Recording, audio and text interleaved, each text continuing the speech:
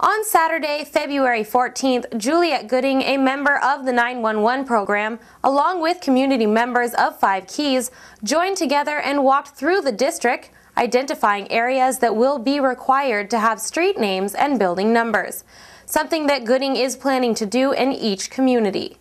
Every community has a committee. They may be a part of the neighborhood watch, but some of them are just specifically for street naming. And what we've done with them is to basically say, you live within the community, you know your community, we need your help to name your streets. So each committee will sit together and they will discuss the history, the culture of the area that they live in, and come up with names that are suitable for those areas. And once those names are approved, then the signs will start to go up.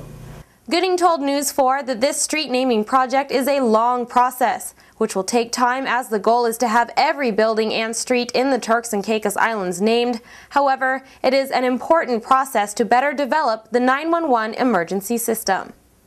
Well, 911 is going to be a system of operation where every emergency call on the island will come into the center, and we will have trained operators who will answer those calls, process the information, dispatch the responding units, and sometimes, in many cases, keep a caller on the line until the help arrives.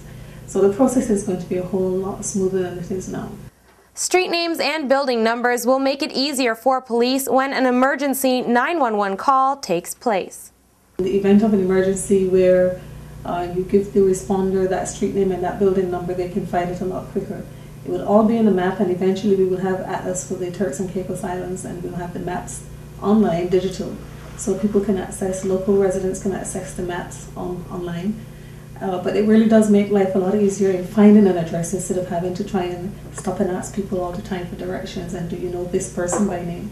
Once these sign names are collected and submitted, they will be sent to the Road Traffic Department, who will then be responsible for placing the signs and numbers.